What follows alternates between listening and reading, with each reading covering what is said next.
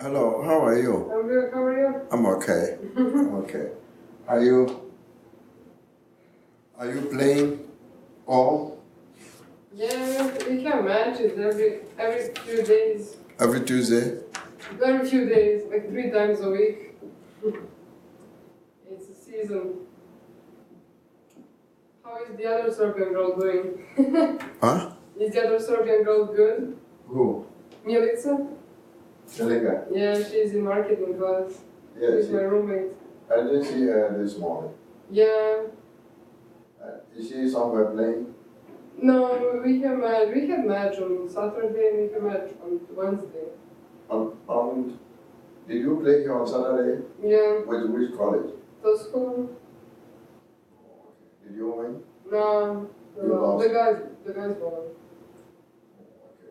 We played outside, it was cold. I think Anthony is a coach in one of those schools that you played with. Yeah, Anthony. Yeah, he was here. Yeah, that's a good guy. Yeah, he is. I met him last semester. Oh, okay. He's a very good guy. Yeah. Everybody likes Anthony. You know, a lot of people, you know Arthur? The French guy, Arthur? Arthur. Yeah, everyone says that he looks like Anthony. Yeah, and Anthony, when he was here, everybody liked him. Yeah, he's a very nice guy.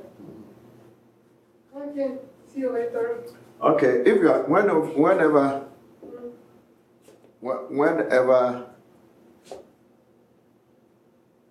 you are playing here,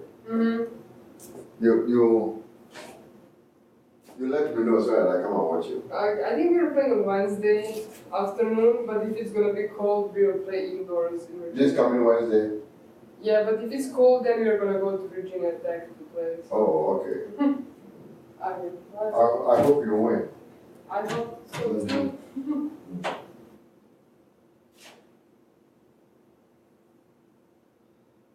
Let me drink water quickly and I'll come back.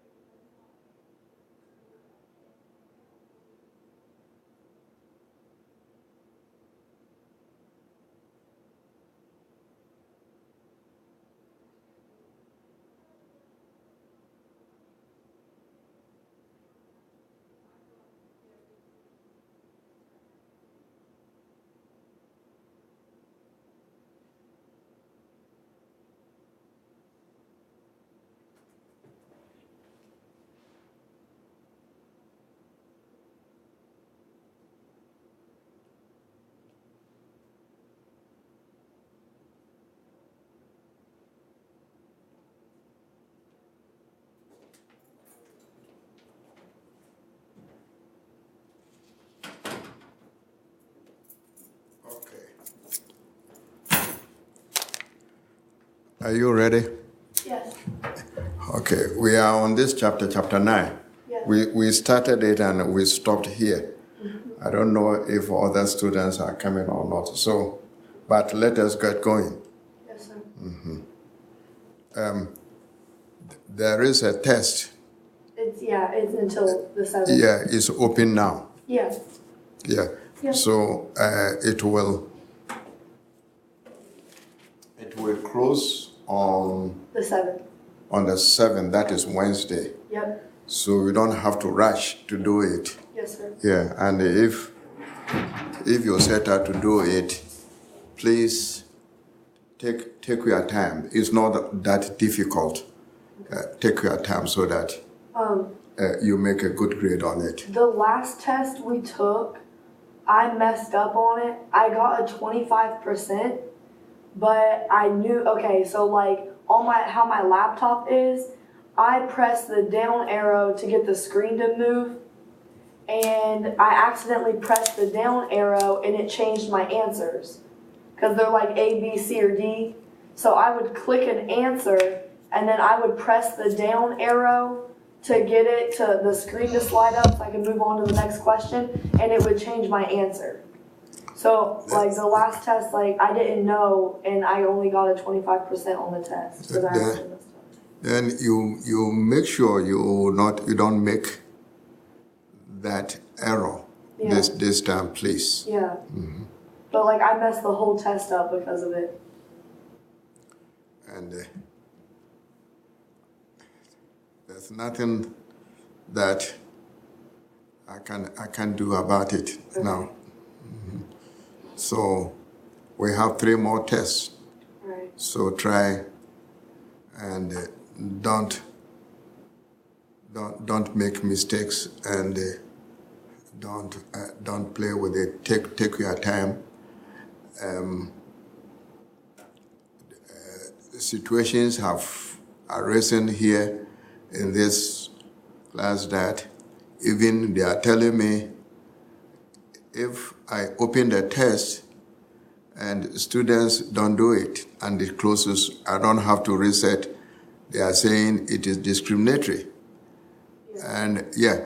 And really the question I ask, students are playing tennis, students are playing baseball, students are playing basketball. Now, if students miss the test, because over the weekend or something like that, basketball players were playing tournament somewhere. So what do I have to do? Is that fair for me not to? Good morning. Is it fair for me not to reset this in the test for them to take because they are representing the school? Right? Yeah, they are. Kroll, I hope you understand what I'm saying. They are representing the school. There are some students who are not doing anything to represent the school, right? And even if we are talking about these people who are not athletes and they miss the test, and you tell me not to reset the test for them, I understand that. But not people who are somewhere in Augusta playing basketball. Yeah. Those who are playing this in the tournament, if they miss the test, how can I say that a student is playing a game and after the game you come and do the test? The student is already tired. But this is what I'm hearing. This is what they are telling me. I have a letter written to me by the acting dean that it is discriminatory. I don't have to do this. I don't have to do this. So I'm confused. They are confusing me. I hope you understand what I'm saying. I mean, you have to be realistic. You have to be fair. Do you see? These kids are playing. They are representing the school. You understand what I'm saying? If they are representing the school and they go and play a game somewhere and they miss an assignment or they miss a test, do you see, is it fair not to reset the test for them to take? You understand what I'm saying? And if somebody tell me that if somebody tells me that if you reset the test, it is discriminatory. I mean, come on. So I really don't understand. But let us go on. So please take time on the test that has been opened. Kroll, have you seen that the test is open at 12 o'clock? Yeah. And it will close on Wednesday at 12 midnight. Mm-hmm. Yeah, take your time and then do it so that you come up with a good grade. Yes. Yeah. Now, we have these sales presentations strategy. There are situations, and these are the 5 situations that the salesperson might face in what? In the presentation of the product or the service to the buyer. So the first one is that of doing the presentation specifically to the buyer. 2, the presentation to a group of buyers. Excuse me. There.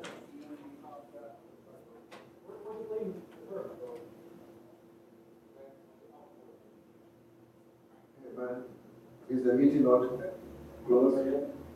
Huh? Not over yet. Oh, okay.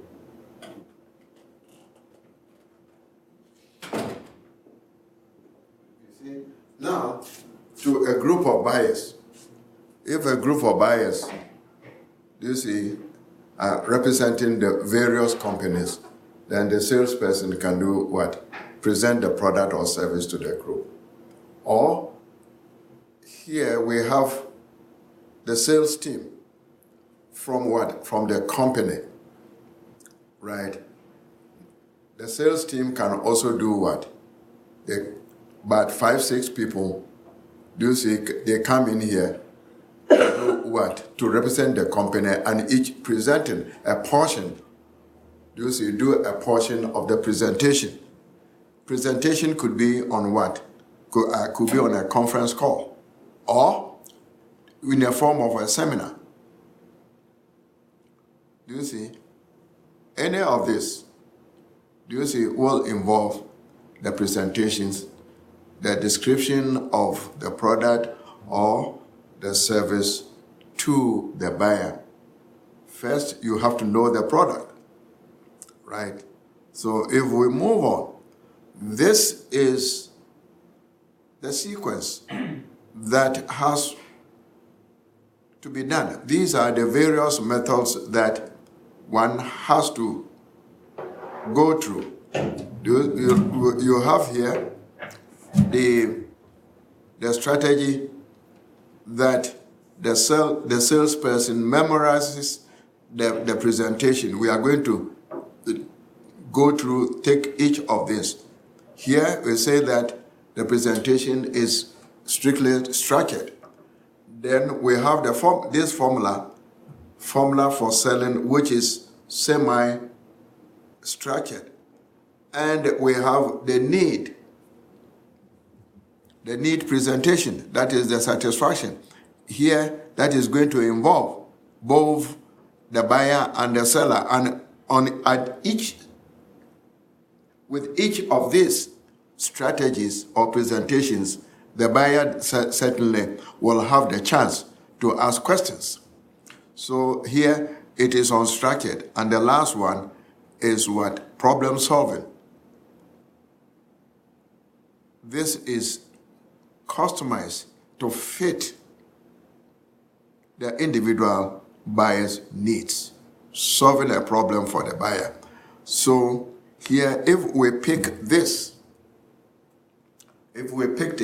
participation time by the customer and the salesperson during memorization.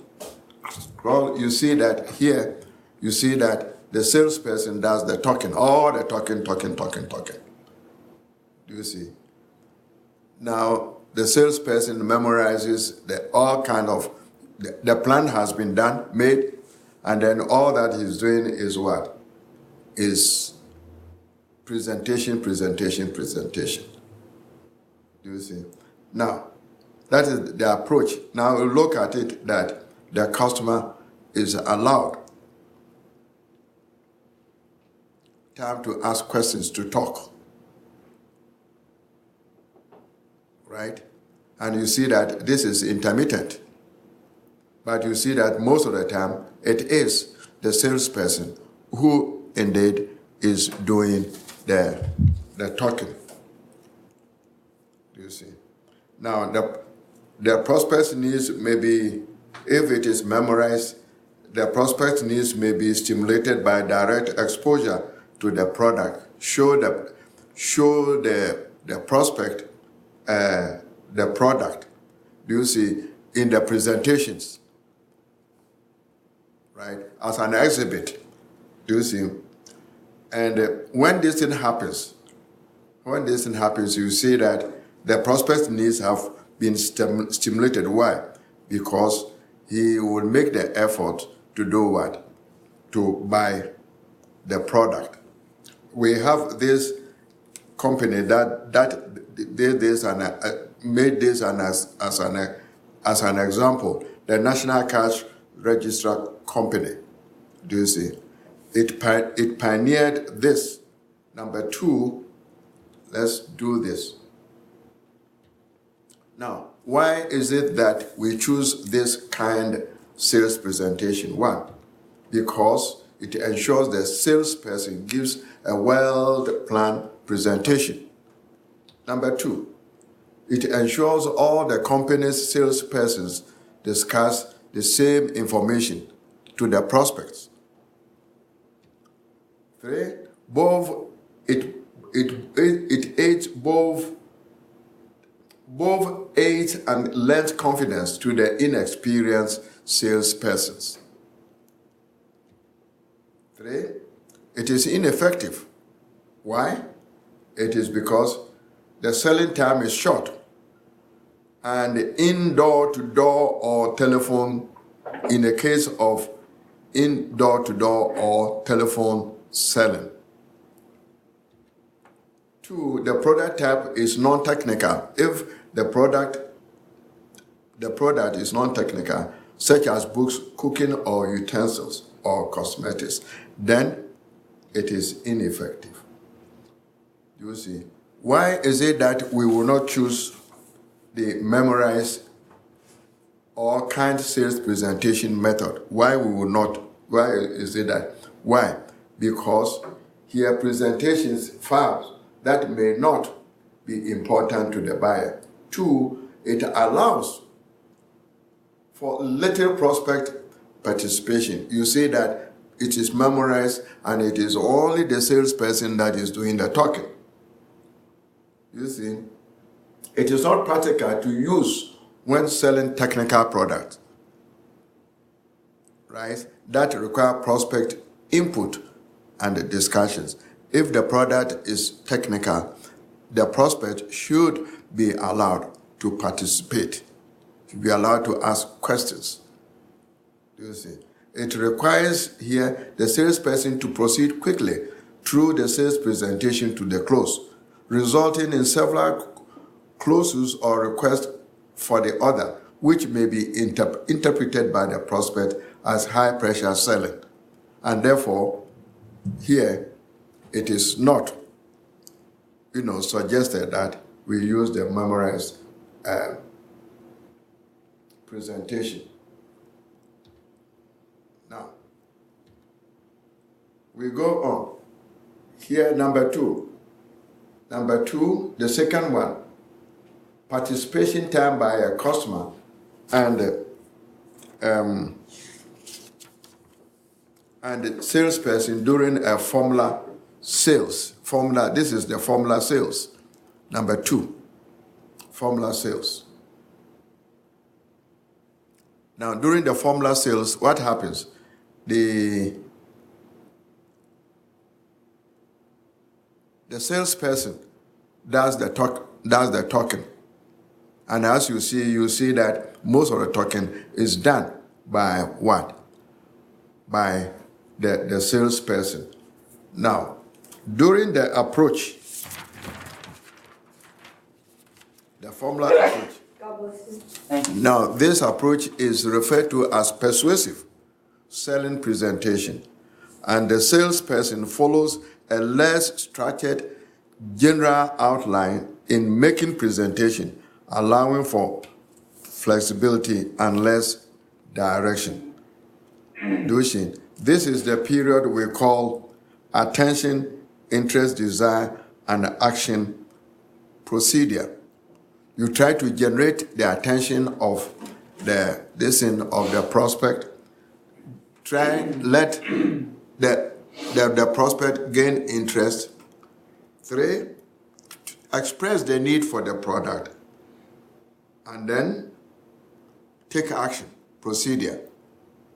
You see, now after the first approach and the presentation, you see that the salesperson is allowed to the prospect is allowed to do what?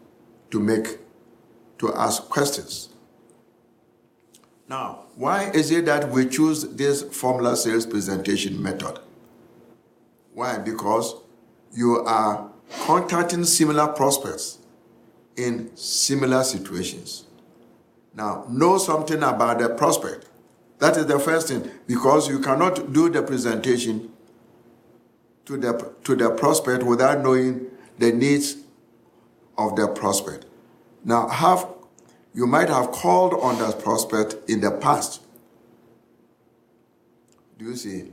And you want to ensure that all information is logically presented to the prospect. You know the prospect. Do you see? You want to have reasonable amount of buyer-seller interaction. During this time, you see that after talking during the presentation, then the buyer is allowed to ask questions. You see. Now, why choose the formula again? Because it allows for smooth handling, you see, of anticipated questions and objections. Examples of product types that work well with this method are consumer goods work well, and from pharmaceutical products work well under this formula sales presentation method. Now, why not choose the formula sales presentation? Because you do not know the prospect's needs. 2, you see a need for the prospect to talk more. You allow the prospect to talk more. 2, have a complex sales situation such as selling a technical product. If you are selling a technical product, this is not a good formula to choose. And selling to a group. You see. So, steps number 10, that is productive selling sales call. Step number, plan the call, review plans, greet personnel, check store conditions, the approach, presentation, close, merchandising, recalls and the reports, and analyze the call. You see.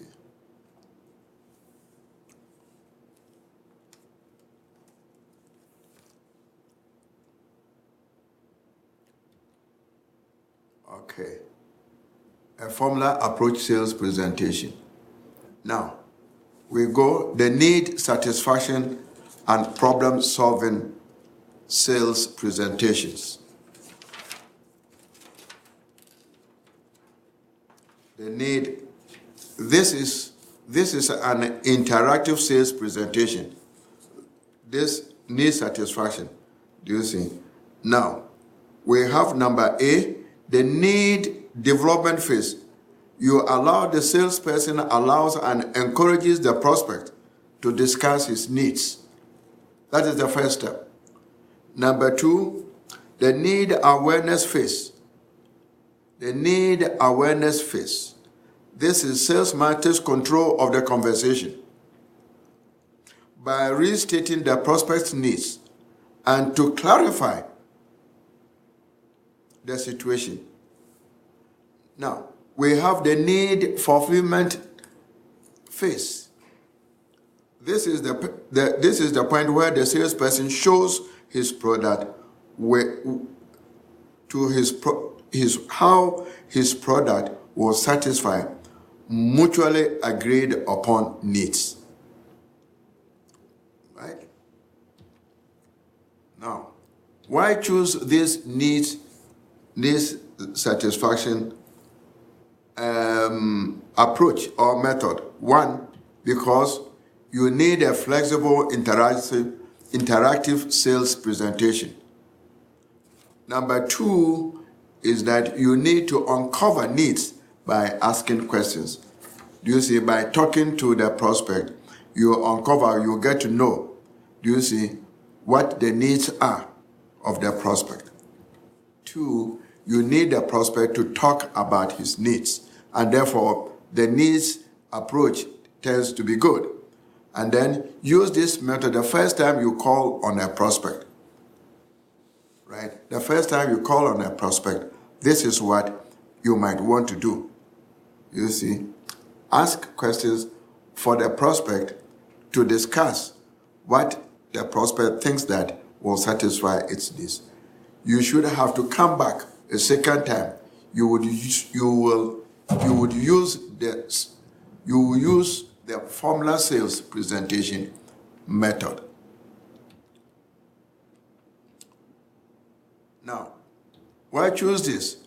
Examples of product types that work well with this method are: one, financial services.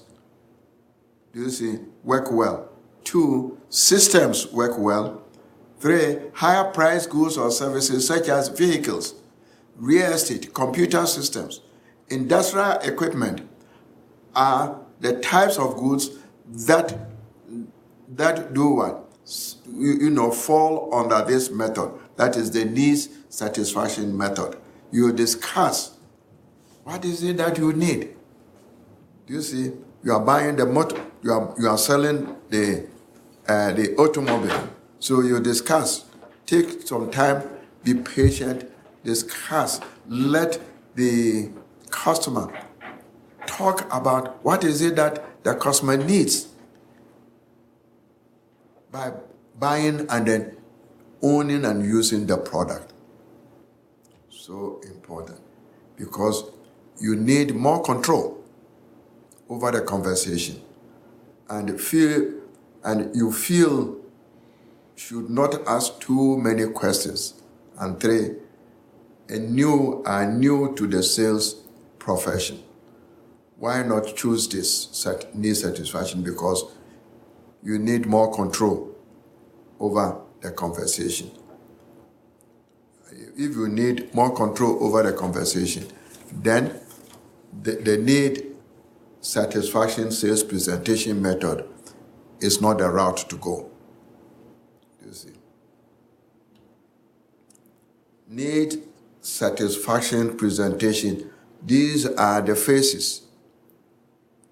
One, need development phase. Two, the awareness phase. And then you describe the fulfillment phase. Right? The fulfillment phase. You see. Now, this is an example.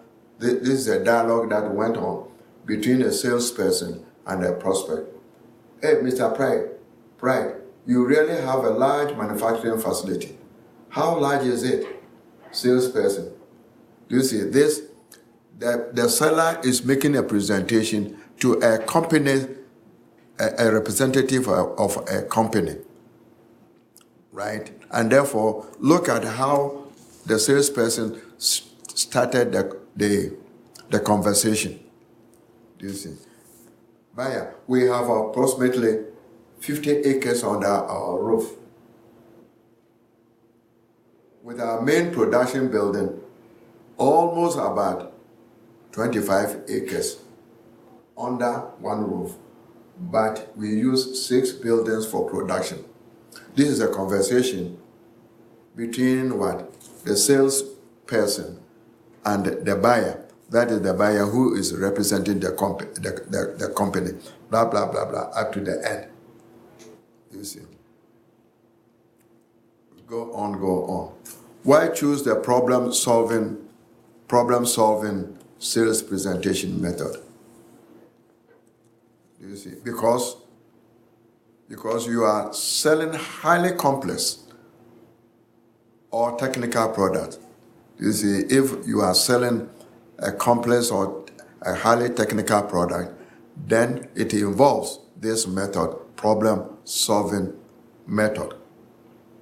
You see, you are required to make several sales calls to develop a detailed, in-depth analysis of the product needs. You see, this presentation should be customized to fit the needs of the individual buyer. Why? Because you are trying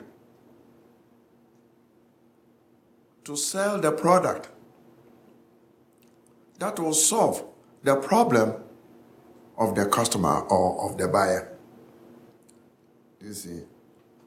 So you need a flexible customer presentation based on the salesperson's findings. This should not be difficult. You do the background search of the buyer or the representative of the company before you set out to do that. So there are 6 steps in the problem solution presentations. Number one, step one, convincing the prospect to allow the salesperson to conduct the analysis. That is the first step. Step number two, make the actual analysis. You are trying to solve a problem, so your presentation should be analytical. 3, agreeing on the problem and determining that the buyer wants to solve the problem. You see, through your interaction with the buyer, you tend to agree on what? On the problem to be solved. Do you see? So, number 5 is that you prepare the proposal. You prepare a written proposal, a proposal for a solution to the prospect needs. Because right now, you know what problem that the prospect is trying or attempting to solve. And then here, when you know it, when you are prepared, then you prepare the presentation based on what? The analysis of the proposal so presented or prepared. And then number 6 is that you make the sales presentation. So you go through these 6 steps to do problem solution sales presentations. Now, what is the best presentation method? What is the best presentation method? What is the best presentation method?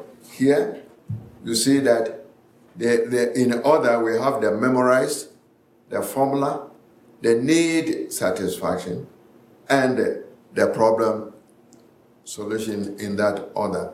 So we have the memorized here. You see, we see this slide showing the presentation being done by the lady to the prospect. The need satisfaction here and the problem solution. So which one shall we go by? Which one? Each of these methods is the best one when properly matched with the situation. So it means that there isn't any one best way of doing the presentation. You can use the memorized, you can use the formula, You can use the needs satisfaction, and you can also use the problem solution presentation method. This is based on what? On the situation at the time. What is it that the prospect needs? And it is this that will prepare the salesperson to choose one of these or a combination of these methods in the presentation. Do you see? We also have group presentation as a sequence.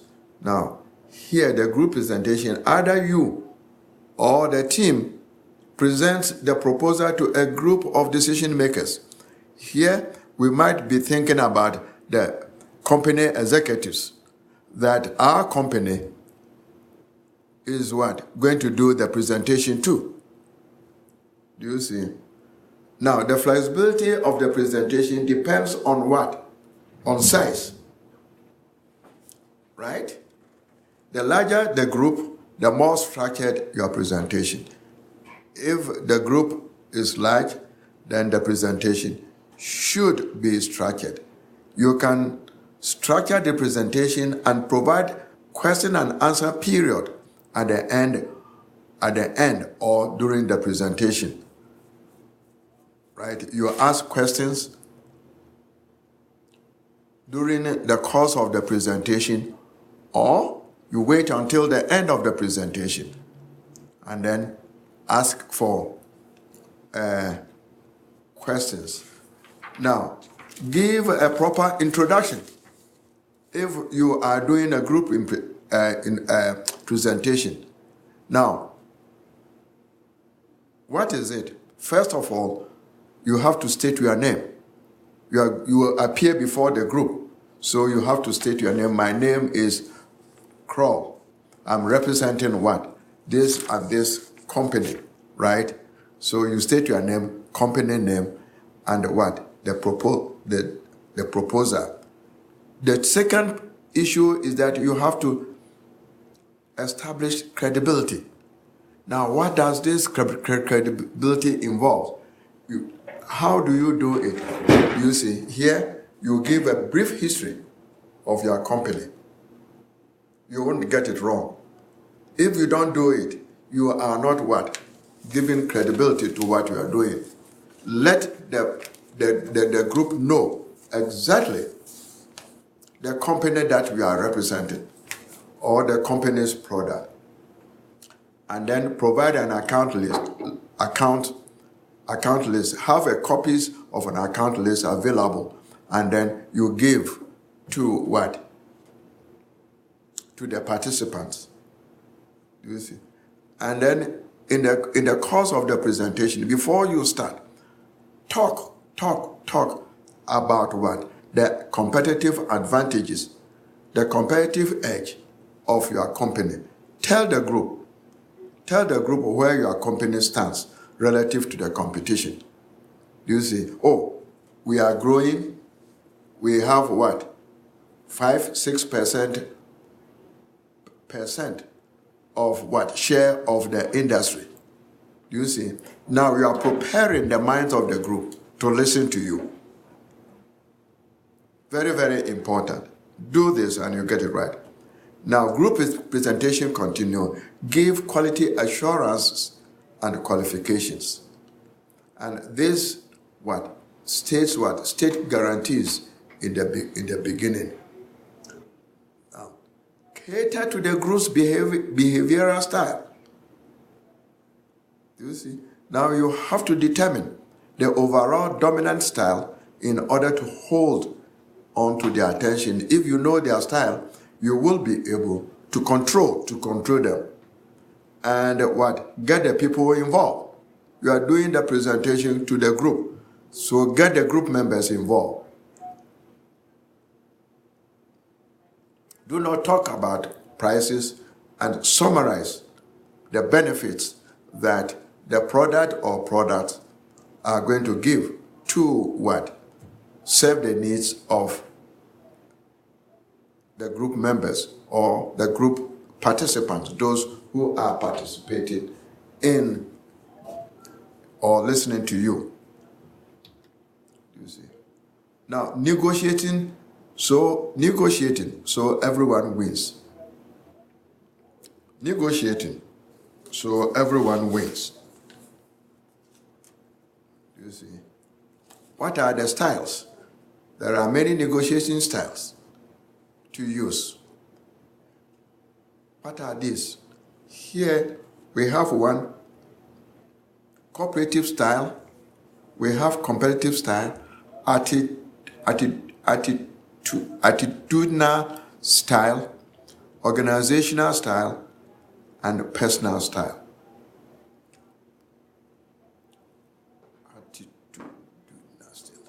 Now, the experienced salesperson will negotiate in a way that achieves satisfaction for both parties, that is, the buyer and the seller. You see. Now, negotiation phases so that everyone wins. What do? Planning. Know how your company compares with the competition. What is it that makes your company different from all other companies? You are going to offer, you are offering. How is your product different from the other competitors? You see. Now, when you meet with the buyers, and in meeting, try and build relationships. That eases the negotiation process. Build relationships. If you don't build relationships, it's going to be difficult to win the negotiation. You see. Look for benefits that you can provide in your product. Look for it. And I think if you are doing the presentation, you are not going to ignore this aspect of your presentation. You see. What do you do in the presentation sets the stage for what may come later. Your preposition is very, very important here. So, sales presentation goes high to tech, right? We can use videos in our presentation. We can use CD-ROMs. We can use what? Satellite conferencing. Or we have computer, hardware and software, to be used in our presentations.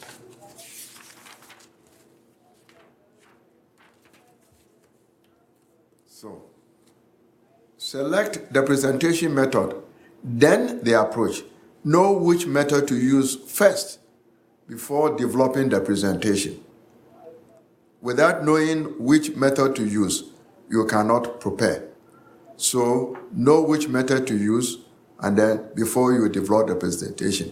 And then 2, plan the presentation and select the approach. You see, the approach and then the opening. These are the parallel dimensions of selling. Selling process. Good. Buyer's mental steps. Kroll, I hope you are looking at this. Yes, sir. Look, you are preparing the buyer's mind, right? Mm-hmm. You have to get the attention of the buyer. 2, for the buyer to do what? To express desire for the product. And then the action here. We call this ADCA.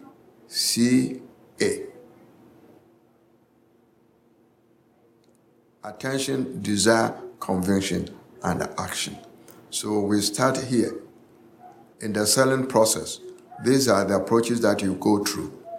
So we have the prospecting the customer, pre-approach planning, the approach, you do the presentation, trial and close, determining objections. What objections we think that, questions that we think are going to be raised. And how do we meet the objections? Do we discount or ignore the questions put up or put forward or asked by the prospect? Trial and close. Do we give handouts? Do you see? And then do we hand samples to the prospect? Yes. If we want to try and close. And then there is a follow-up. So we have here getting the attention, developing the interest, and then the desire. Here, number 2, present. Here, discussing the sequence. Here, present the marketing plan. Do you see? Oh, the availability and how the product could be delivered. And then guaranteeing that the product is there. And if you have extended warranty, you have to discuss that. If you have the resources for maintenance, and then the promotion, and then training. Here, if you are selling to the company, you have to discuss this, that you might want to send technicians to come and help in what? In the maintenance of what? Of the product. We have not finished. Now, the next thing is that of the presentation. Here, you are explaining the proposal. You list the price. Do you see?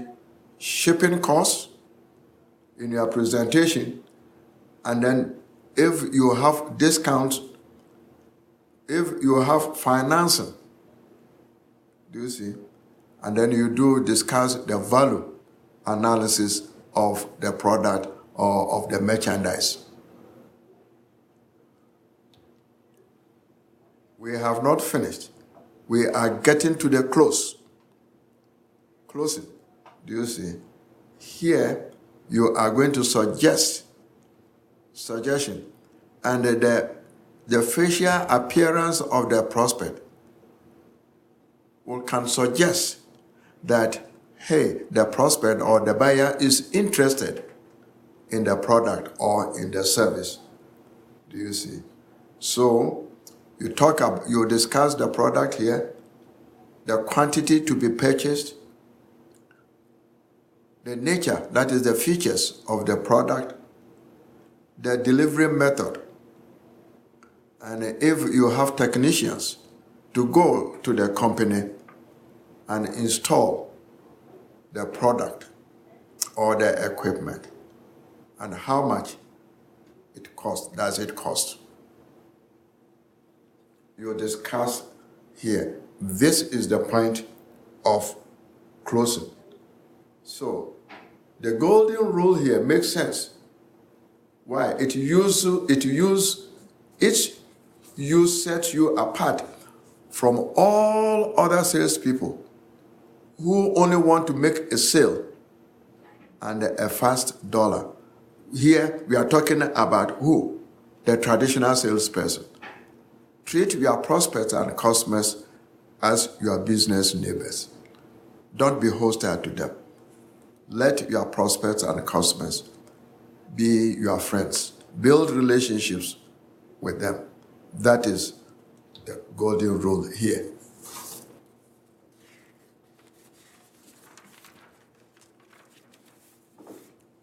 Crow, do you have questions here? No. Are we going to move on to chapter 10? Are we going to move on to chapter 10 today? This chapter? Oh, it's time. On the test? No, I was thinking today, but I didn't look at the time, so I said that. Is the test? Yeah, I was asking if we were moving on to chapter 10 today, and then I looked at the time. No. It's time now. Yeah. It's time to put this one to rest. But for you are in the other class, so we move on to marketing management.